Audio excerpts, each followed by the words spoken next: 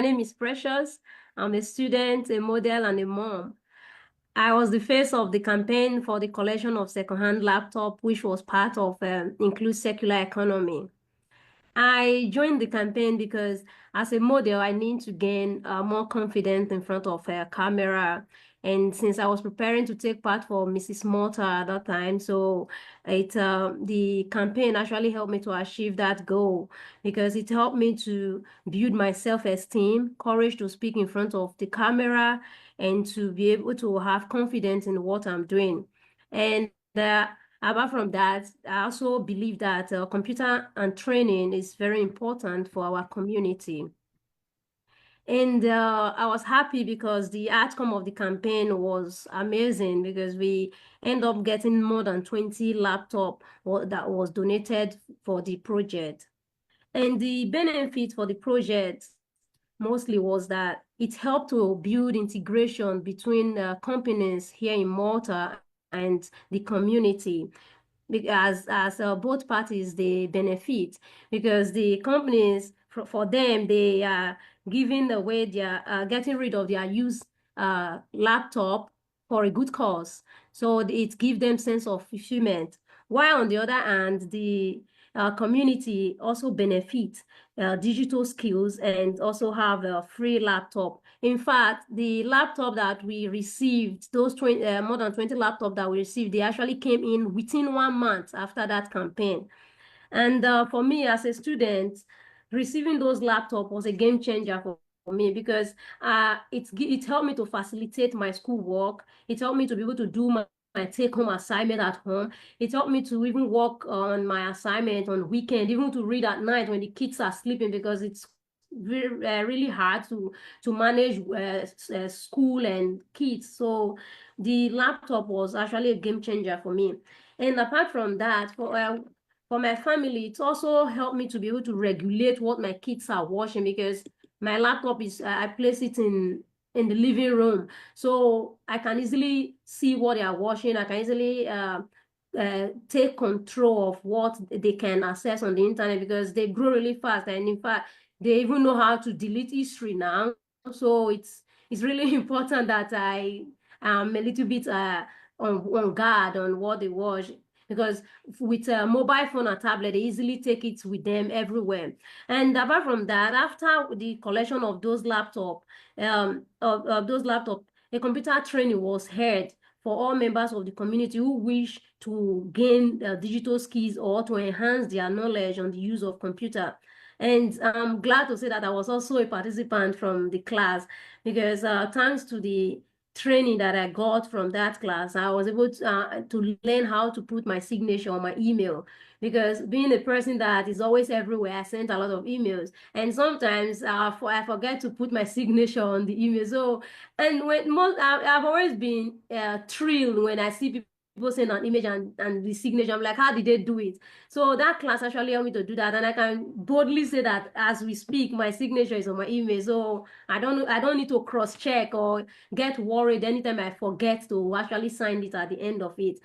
And another thing that actually interests me the most that was the fact that I can be able to create my CV using Canva because Canva is a tool that I use a lot. I know how to use it, but I never actually went that far as to know that it should be useful when doing my CV. And I know how frustrating it is for me to actually design a beautiful CV that look authentic and appealing when I'm using a Microsoft Word. I'm not a graphic designer, so it's really hard for me. With Canvas, I can be able to create a very high caching CV, and that was another thing that I really appreciate more from the class. I'm glad that I was invited to attend, and I'm glad that I attend. Thank you. I'm Govind Gupta. I just recently passed my CASA High School from CASA High School. And And I am also especially thankful to Kardet who provide me a laptop. Actually, I really need this laptop because while high school I faced too much difficulties to make my assignments and everything. As well as Miss Maria told you, I went to the libraries and lab to make my assignments, everything. But after when I got the laptop, it's very easy way to make my assignments and easily communicate with other nationalities also. And also from these, I make my CVs, and also I get job in my school. In my school, I make my CV and I send to to HR of my college, and they give me the job. So really, it's very helpful for me to, really, really thankful to Khaled who choose us to give us a laptop, and really thankful to Miss Maria who also support us in Casa High School. Always, I told to everybody, Miss Maria always help us in every field, and that's it. Thank you so much, Khaled, again to giving us laptop. Thank you so much. So I'm Davinder. I'm a college student. I am now studying BSc Hotel Administration. And recently I was awarded by the college and the cadet team with the very excellent electronic gadget laptop. And I am using that for my daily tasks like assignments and making resumes, applying for the job, doing different daily tasks. And I also use laptop sometimes for the leisure activities, as you can see behind me. And I'm really very happy to get this gift from the college.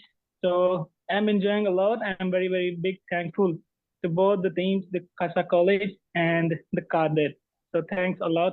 So this was a little short notice for me. Yeah. Good Thank afternoon, you. everybody. I am Daniel from Arci Ragazzi.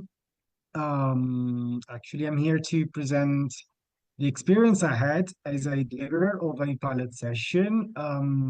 Okay, with Arci Ragazzi, we decided to actually try to deliver the pilot and somehow train boys and girls from two different parts of Italy, since Arci Ragazzi is based in always in the south, but in Naples. So we partnered with a Waldesian church who runs a reception and integration program for asylum seekers and migrants in general. And this Waldesian church is based in Sicily, near Ragusa, actually in the city of Vittoria, which is in the very south of the island. And actually, we were on the pilot session there.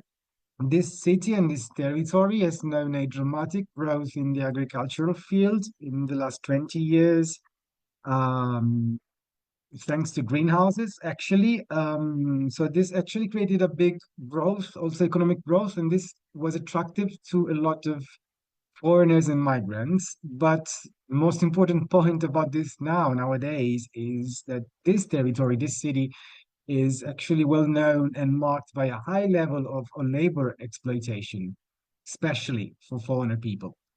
So actually, we were aware that we were about to deliver a pilot session in a let's say somehow aggressive environment towards foreigner people who are actually involved into the labor market. And so it was extremely interesting for me. We had a group made of young people, mostly from Africa, from African countries, but we also had two Asian countries. So we had from Pakistan and Afghanistan, and only one girl. We only managed to involve one girl in the group. Um, what was like in what I noticed in that group of people was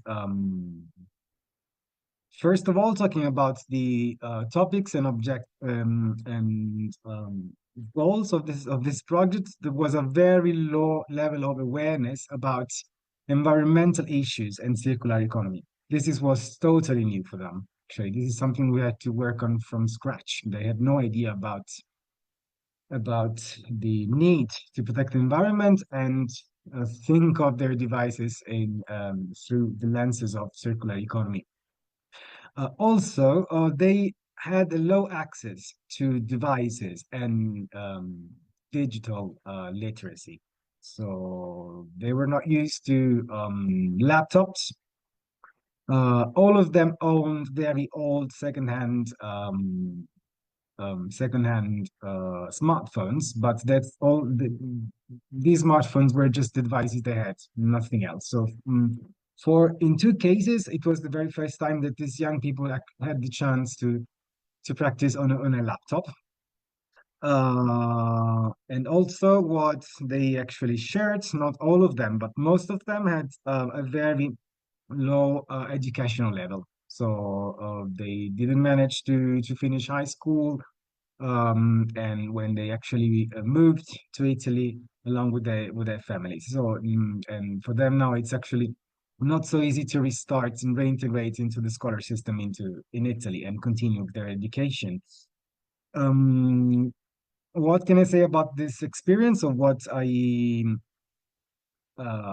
find out is that there was a great need of opportunities. As I already mentioned, in the area where these young people live in Victoria, there is a high level of labor exploitation, especially in the field of agriculture. And what these young people said is at the very beginning, do you really think we can manage to find a better opportunity? Don't you think that our destiny is already written in a book somehow, that we are actually forced to work in the very same field our families are working? And we actually had a debate about this, if an opportunity actually exists outside of this sort of cage. But then eventually the answer was yes. I am actually happy that most of them are now convinced that they can have different opportunities. um, and they discovered they are in a big need of opportunities. For example, they had no ideas that internet could be a source of job opportunities. They didn't know that a job can be searched on the internet, because they only relied on their national network of contacts. So I work in this greenhouse because my friend works there and or my cousin works there. So out of their personal network, they had no other windows towards the outside. And this was a point we actually worked on. Another another important point, I think, was the extremely low awareness of workers' rights. So one of the topics we had to talk about while we were doing the job search course and the digital alphabetization course was also talking about this specific aspect. Workers have rights. Even if you don't have a contract, you still have rights because you are a worker. I can say it was tough, also because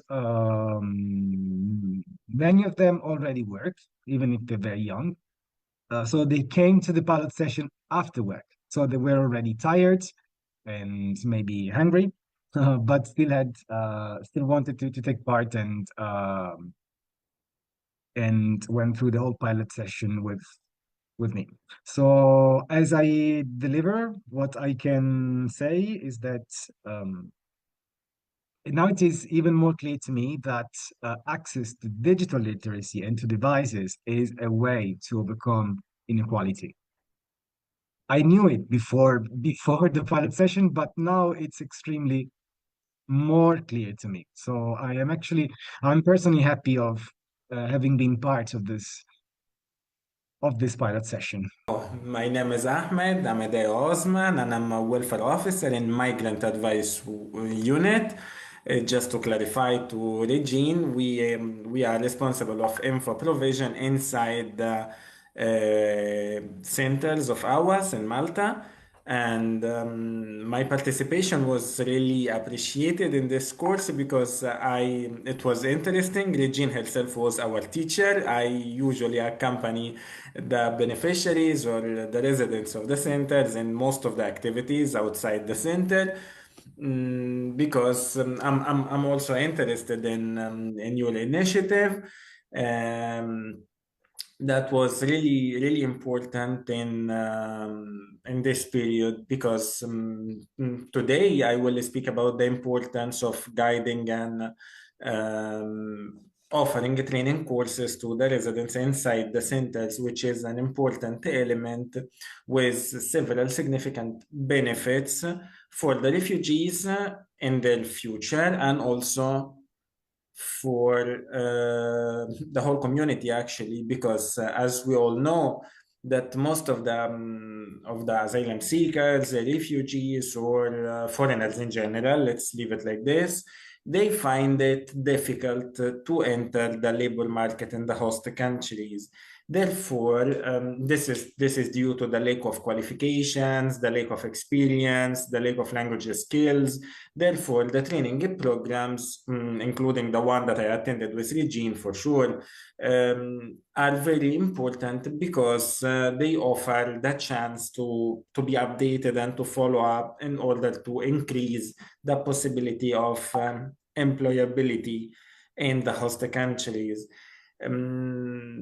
Consequently, it leads to the self-reliance, because as we know, most of the residents inside the centers, they depend mainly in the first step, in the first phase, let's say it like this, on the financial aid of the host country, but being empowered with new courses, with new qualifications, with vocational courses, with language courses, they can also contribute from their end in order to live together and in a peaceful coexistence, because working and participating in the society, it creates a sense of belonging to the society where we are living. Also, this kind of participation, going outside the center to participate in courses and training, it creates it restores some kind of dignity and self-worth, because it gives us a sense of purpose and dignity. So the asylum seeker or the foreigner living in a country which is not his country will feel differently. He's not depending on others' resources, but he's trying to explore himself, to explore his life in the host country himself, with his experience and qualification, after being granted the possibility to participate in different courses or training courses, especially for those who passed through trauma or displacement or being rejected. So it gives another aspect of life. It gives some hope. Let's put it like this. Training courses usually they give an opportunity as well for interaction, collaboration, and mutual understanding, because we still live in the period where the people living in the host countries, not all of them, I cannot generalize, they think that there is a difference between them and people coming from other contexts. So this is like a way to meet together and to promote tolerance and to reduce potential cultural conflicts, and also in order to achieve the peaceful coexistence that I mentioned before. Moreover, engaging in these productive learning activities can reduce the feeling of hopelessness from the end of the asylum seeker, the foreigner, the displaced person, internally or externally, it doesn't matter. But and it provides also a sense of structure and progress for refugees who have experienced conflict, displacement, or persecution in their country. So coming out of the situation of the feeling that I'm hopeless, I cannot find my way, I cannot do anything, to someone who has new experiences, like what we saw, like for example, during this course, I accompanied 3 other beneficiaries who attended the course. One of them was very good, was good in using the computer, but the other two were exactly were absolutely beginners in using the computer. And now they come with their computer that they received to show me how they are using the email, the contact with the lawyers, and stuff like this. So it is important from my own point of view, and also on a larger scale, the providing courses and training, vocational courses like this one, on a larger scale, it can give them and us as a society another aspect, because it will lead to a safety and stability. They will start working, they will use these experiences that they are gaining at the moment to work and to participate, paying taxes and feeling a part of the society, in order to maintain also the economy of the host country, because now they are a part of this host country. At the moment, they are in the beginning of their way, but the pathway is this one. So just to conclude, offering this kind of chances, opportunities, and training courses can reduce the vulnerability of people, because a skilled refugee will not fall into the exploitation, trafficking, or engaging in illegal activities, but he will try to get out of the desperation through working and being an active member of the society where we are all living, which is good for all of us, and it's beneficial for the whole society. Involving both sides, I will repeat it again, will build, just to conclude, will build a common understanding, will break down the stereotypes, and also will foster empathy towards the foreigners at the moment, members of the society in the future. Okay, I am Jemima Silva. I am a master's student of international relations at the University of Florence in Italy. And I would like to share my experience in the INCLUE-CE project. So first of all, I was thinking why I decided to get involved with migrant training. And I think of the fact of being a migrant myself, because I'm a Brazilian studying in English in Italy. I think it was the starting point that inspired me to take action for the migrants, whether they're economic migrants, refugees, or asylum seekers. So my personal journey gave me a deep understanding of the challenges migrants face, and from adapting to a new culture to navigate a complex bureaucracies. And these experiences motivate me to advocate for their rights and opportunities. And I strongly believe that improving the life of migrant people in Europe is not just about promoting integration, but also contributing to a larger goal. I think it's like to ensure fundamental human rights for everyone. And regarding my role in the training, like before I joined Solidariedad Sin Fronteras, I volunteered for a year at a reception center for unaccompanied migrant minors. And I think that experience gave me a valuable insights into the daily struggles these young people face, including the emotional toll of being away from their families, and bureaucratic issues.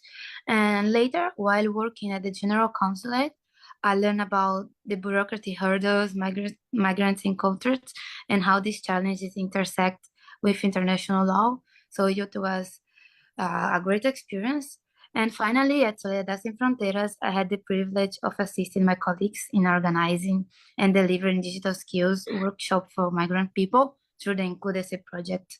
And through these workshops, which not only provided practical tools for assessing opportunities, but I think it also fostered a sense of belonging and empowerment. Indeed, I think the most fulfilling part of this journey has been seeing the real impact our efforts have on people's life. And for example, I will never forget a participant. She was a migrant woman who had worked for years in the cleaning industry, despite having a degree in her home country. And after completing the course, she gained the confidence to pursue a job in her original field of experience, which was great. So stories like that, and like hers, remind us how training combined with supportive environment can unlock new opportunity and transform lives. So I would like to thank you all for this opportunity and for letting me be part of INCLUE-CE. It was a great experience. Thank you very much.